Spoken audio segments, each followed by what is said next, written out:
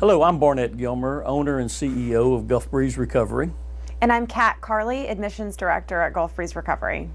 This is our third podcast in our Beyond Addiction series, and today we're going to focus on the observable behavior of addiction. And just to do a quick recap for you guys, what we've been talking about in this series so far is we have been describing really the progression of addiction using the example of this plant that I have pictured behind me. So in the first episode, we talked about the soil. We talked about what really makes fertile soil for addiction to blossom and burst forth into the observable behavior that most people recognize as using. And what's necessary for this soil to be fertile is a misunderstanding, what we call an outside-in misunderstanding of where happiness, peace, and contentment comes from. And so what I mean by an outside-in misunderstanding is the belief that something outside of myself, some substance, some person, some place, some situation is capable of providing good, peaceful, serene feelings that are going to be sustainable. In fact, the only place that those feelings come from is from within. It actually happens inside out. But the misunderstanding that things are actually flowing in the opposite direction, outside in, is what makes a person really, really susceptible to addiction. The next piece that we talked about in our second episode were these roots. And the roots are symbolic of anything that causes internal unrest, uncomfortable feelings. We talked about things like anxiety, depression, trauma, any number of things that create uncomfortable feelings. So when you have this combination of some root that is creating an internal unrest and uncomfortable feeling, and this firmly held belief that something outside of yourself is able to address that feeling and make it better in a sustainable way, what you have is a recipe for addiction to grow. And that's what we're going to talk about today. We're going to talk about everything that happens above the soil. What do we see when a person is falling prey to addiction? What can we observe? What's happening with them? What's happening above the surface? And that's what we're going to get into now.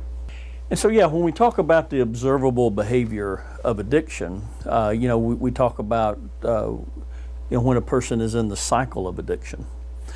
And, the cycle of addiction comes by very stealthy. A person typically doesn't realize that they're in this cycle, that it happens really slowly. But when a person's in a cycle, typically what happens is that they use the substance to feel better, and then of course they feel better, and then all of a sudden they start to not feel better because the substance is wearing off, and so then they go back to the substance to feel better. And then the cycle just continues to happen. And then of course eventually it gets to be to where the person is feeling even worse because of the substance itself creating that feeling, whether it be a person, developing a chemical dependency or whatever it may be. And so, we're using the drug to solve the problem, if you will, that the drug is created in the first place. And that's what we progress to. And then we're just in this cycle of addiction and, round and round we go. And so when a person's in this cycle, then there's self-protection mechanisms, if you will, that kind of kick in, and what I mean by that is it could be minimizing, rationalizing, discounting behaviors, all that kind of stuff that goes into it, and part of it is subconsciously to protect the addiction. And to keep the addiction behaviors going, if you will. And so, it's certainly not a conscious thing, it's more of a subconscious, but this is what a person, gets into. So that defense mechanism is really an innocent attempt to protect the addiction, a subconscious innocent attempt. Yeah, and I really want to talk about the role that shame plays in this cycle of addiction that you were just referring to. You're talking about the use of the substance, relieving a bad feeling, and then the substance wearing off, creating now a stronger bad feeling, which then causes the person to reach for the substance again because they've got this deep held belief that the substance is the only thing that's going to relieve that feeling. And where shame comes in is that it's very tricky, it's very subversive. It looks like it just might work as far as a mechanism for change. We see people all the time that are struggling with addiction who truly believe if I just shame myself enough, if I am just self-punitive enough, if I just scold myself internally enough, then surely I'll change my behavior. Surely I will stop using and stop the behaviors associated with that. The problem with that, and why it actually makes things worse, is that the reason that they're using is to relieve the painful, hard, uncomfortable feelings.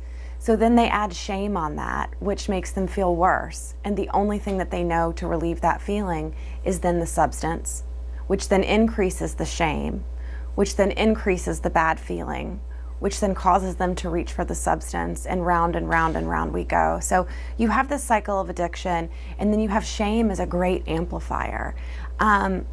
And I've heard it said that a person who's in addiction needs shame like someone dying of thirst needs salt water. And I really love that way of putting it, because it seems like it just might work, you know? Salt water is close enough to what a person dying of thirst really needs, that it seems like it just might work. You know, it's water. And the same is true for shame and addiction, is that it seems like it might work. Maybe this time, if I just punish myself enough, I will stop using. But in fact, it amplifies that cycle of addiction over and over and over again until it has completely spiraled out of control. And meanwhile, we still have not addressed the soil. We still have not addressed the roots. We still have not gone anywhere deeper than the behavior itself. And the problem is still there. So that's a great point, Kat. You know, I love the saltwater analogy. It's really good.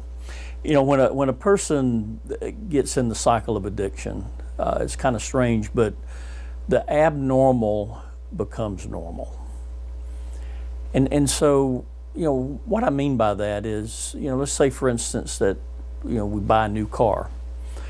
And, you know, when we first get it, you know, maybe we're parking it far out in the parking lot so nobody scratches it. But, you know, over time, next thing you know, you get a scratch. And that's the only thing you can see and notice. Every time you go by the car, you see that scratch. But then over time, you don't even notice the scratch anymore. And then maybe you get another one. And, you know, so what's happened in that scenario is that the abnormals become normal. You know, it's just something that we overlook. And that's what happens with a person's behavior when they're in the cycle of addiction. The abnormal becomes normal, and it's not even seen for what it is, which is abnormal behavior. And, you know, we protect that. You know, it's just something that we protect. And, you know, you had mentioned shame, but, you know, another part of this also is ego. And, you know, what I mean by that is that, you know, to protect a person a lot of times, what they'll do is, you know, they'll want to, you know, blame other people, other things. If other people could just understand, you know, my unique situation and, you know, what I'm going through, then things wouldn't be so bad. But it's all, once again, just innocent protective mechanism because of the behaviors. Yeah, and so it's funny you talk about ego, and I think we cannot talk about the cycle of addiction and the observable behaviors of addiction, and we've already talked about shame. We can't do this without talking about ego. And I really want to define ego because we hear that word, and I think the way that it's used conversationally is we think of someone with a big ego, with a big head, with a very inflated sense of self-importance. And that's not really what we're talking about here. It can be, but that's just one side of the coin. So the ego is really anything that separates us from what is. So the opposite of ego would be me seeing myself as I truly am. No better, no worse, not putting a magnifying glass or minimizing anything. It's just seeing myself as I am. So ego is the exact opposite. It can be this inflated, this sense of self-importance, this grandiose idea of who I am and what I'm doing, but it can also be a really minimizing, humiliating voice that says you're worthless, you're not enough, no one cares about you, no one cares if you live or die, no one cares if you get clean, you couldn't do this if you tried. It's also that voice.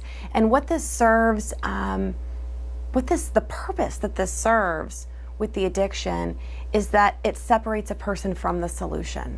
The solution is only available to us when we see things as they are. And as we are going through the cycle of addiction, round and round we go, and now we've added the shame element that's now amplifying the problem. So not only are we going round and round, but we're spiraling up, and it's just getting worse and worse. As Barnett has already mentioned, the abnormal has become normal. It may now seem normal to not go to work. It may seem normal to disconnect from family. It may seem normal to rob, cheat, steal, lie, manipulate, put your health on the line. All of these things. And just as the using is serving to alleviate a bad feeling, the ego is also serving to try to separate a person from that bad feeling. It's creating an identity that's separate from the true self. So if I'm this worthless, awful, helpless, terrible victim that all these bad things are happening to, it's protecting the real me. If I'm this awesome, wonderful, grandiose, self-important, nothing can touch me, nothing can slow me down, then all the bad, shameful feelings are also happening to someone who isn't really me.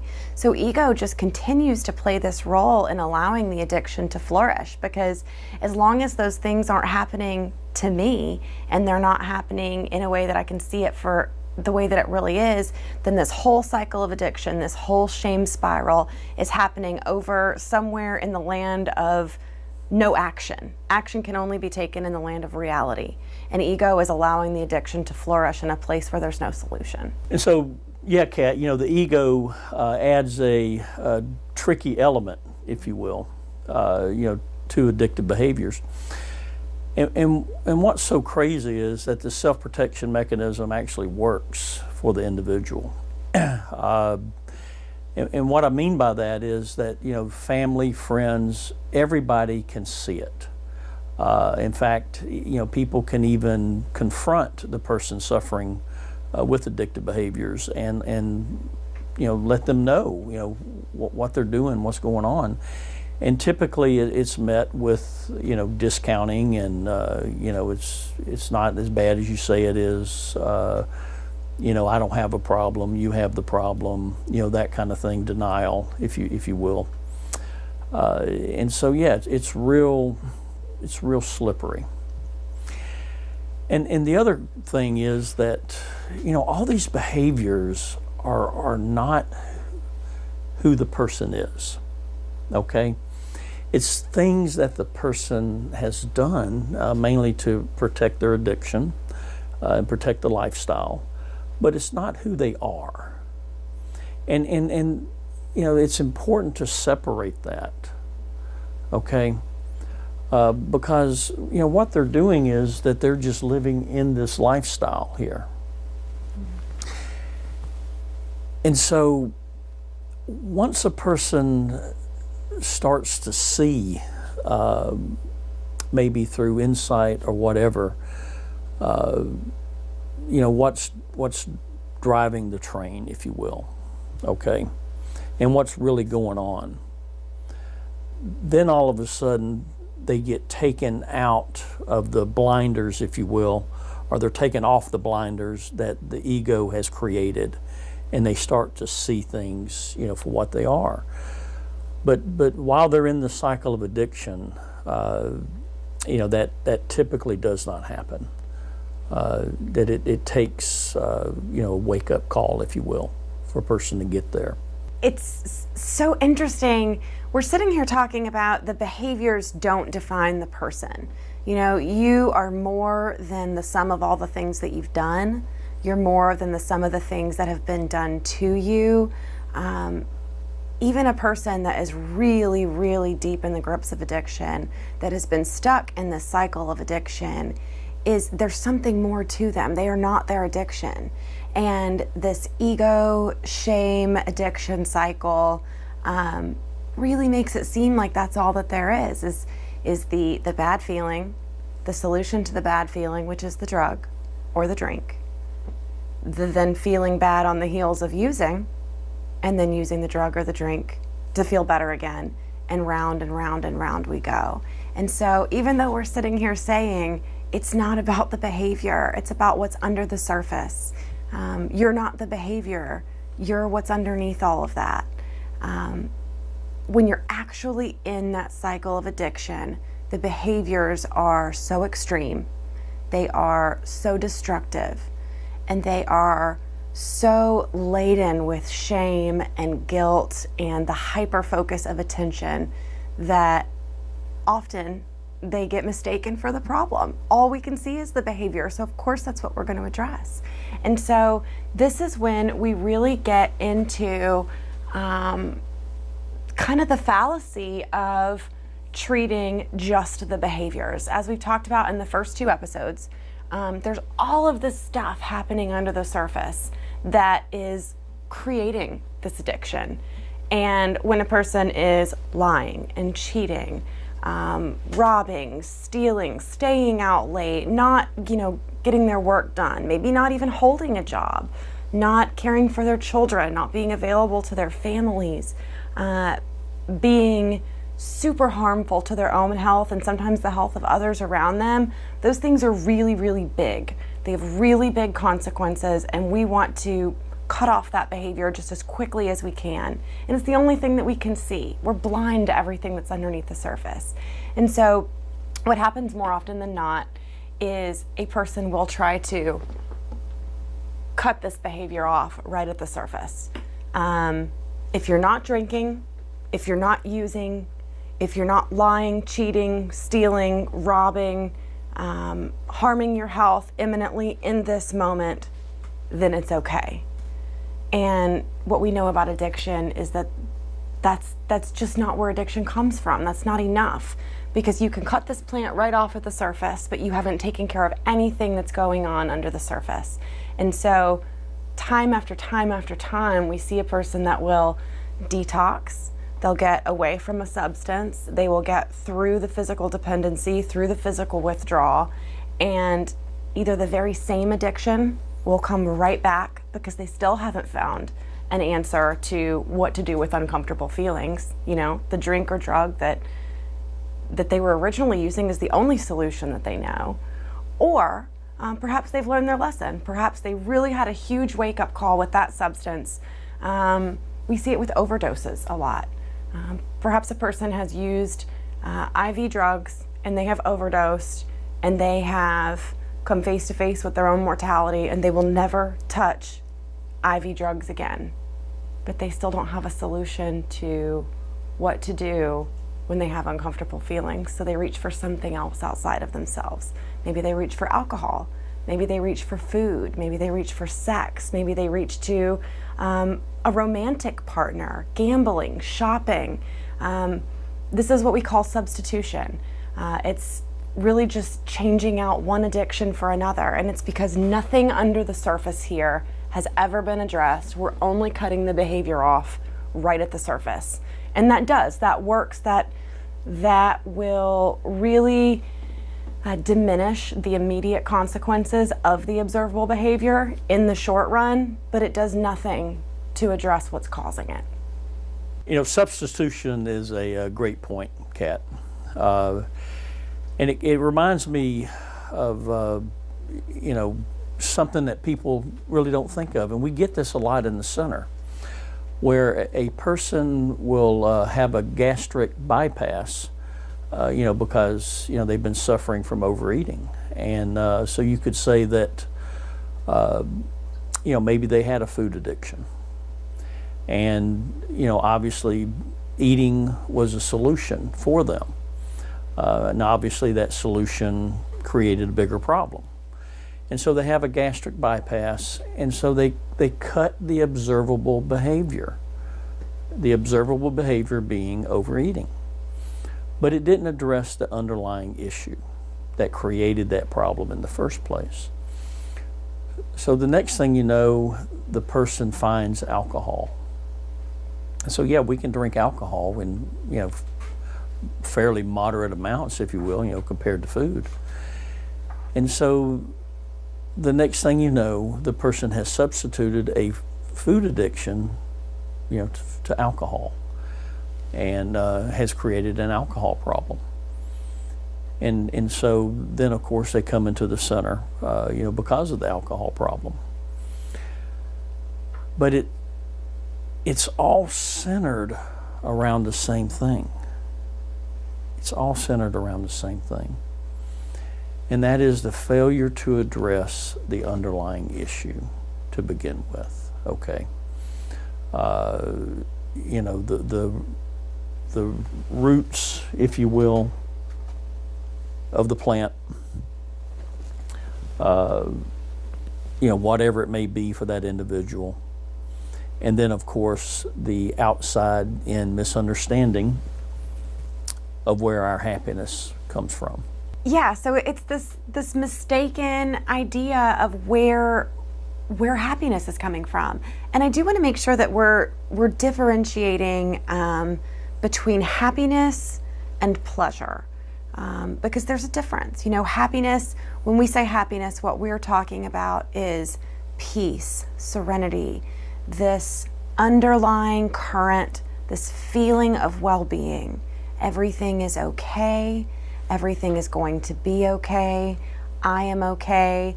A feeling of being whole, a feeling of being complete, a feeling of being cared for. And it's a feeling that is in stark contrast to the feeling of pleasure, which a lot of people think of when they think of happiness. This pleasure-filled happiness is what we get when we take a drink or use a drug or get any sort of happiness from something outside of ourselves, even a promotion at work, a new car. It is a fleeting, flaring, big feeling. It can be a joy-filled feeling. It can be a feeling that you really, really love feeling, but it swells and it goes away. The happiness that we are talking about is coming from within. It is steady. It is sustainable, and it's that feeling that keeps us grounded in just the joy of being alive, that feeling that everyone seeks, that it's all right. It's always been all right. It's always going to be all right. Everything is okay. You are okay. You're right where you're supposed to be, and everything is happening the way that it's supposed to, which is an entirely different thing than pleasure. And because the two are so closely connected, because they both make us smile, it's all good feelings. When you get that pleasure-filled happiness of a drink or a drug, it's really easy to chase that, thinking that it's the sustainable kind.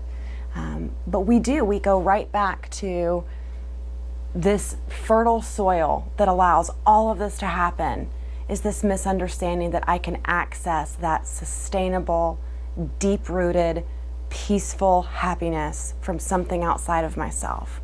Because if that's where I think that it comes from, I will always be chasing it out there. I agree. The soil, what makes the soil fertile, and that's one thing I want to make sure that people understand, is what makes the soil fertile for addiction to take hold, okay, is that outside in misunderstanding, okay, of where a good feeling comes from. And why a person goes outside themselves to search for that good feeling has to do with these roots, the internal unrest that they experience. Okay, and so we talked about anxiety, depression, that kind of thing. But insecurities plays a big role, a huge role in it. And with these two, of course, addiction forms, and then we see this observable behavior. Right, and it's like you've got the roots or the internal unrest, the depression, the anxiety, the insecurity, the past trauma, the whatever it may be that creates an uncomfortable feeling. The roots are motivating a person to find something different. The soil is directing them to where they're going to find it. And then all of the observable behavior of addiction, the plant, everything that you could see above the surface is what happens when they find it in drugs and alcohol. And so, the next series, we want to talk about how to make the soil fallow, how to make it not fertile, okay, so that the observable behavior does not sprout up again. And so our next podcast, we're going to speak about innate health. And until then, happy that you joined us. Thank you.